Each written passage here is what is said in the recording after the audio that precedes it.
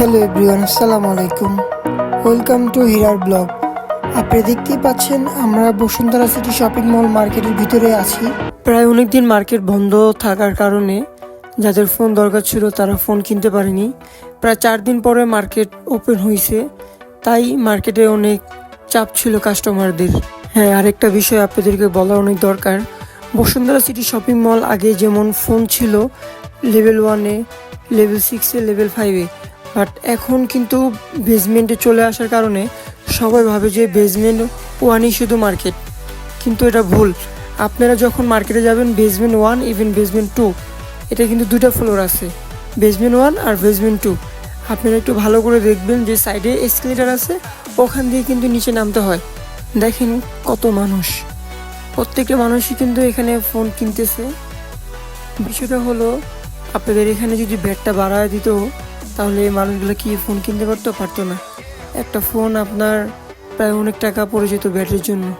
আমার কাছে এই জিনিসটা খুবই ভালো লাগতেছে যে সব কিছু আগের মতো হয়ে গেল, কাস্টমারও ফোন কিনতে পারতেছে আর দোকানদাররাও আগের মতো ব্যবসা করতে পারতেছে। এরকম থাকাটাই কিন্তু ভালো।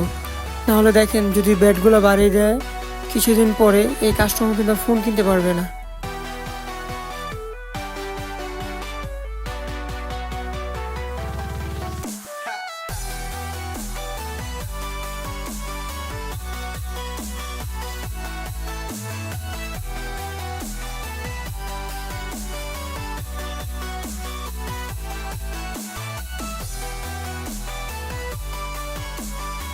আরেকটা বিষয় দেখা যাচ্ছে যে কাস্টমাররা অফিসিয়াল থেকে আনঅফিসিয়াল ফোন বেশি পারচেস করতেছে।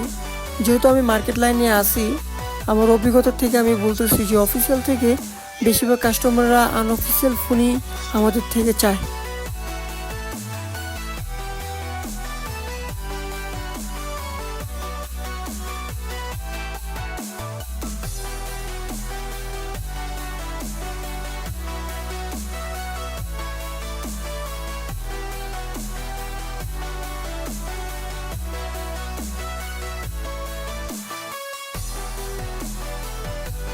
দেখতেই পাচ্ছেন যে অফিসিয়াল যে স্টোরগুলো আছে বেশিরভাগই কিন্তু খালি, আর আনঅফিসিয়াল যে ফোনগুলো আছে মার্কেটে খুবই চাহিদা আছে, সেই জন্য কিন্তু আনঅফিসিয়ালের ভিড় বেশি।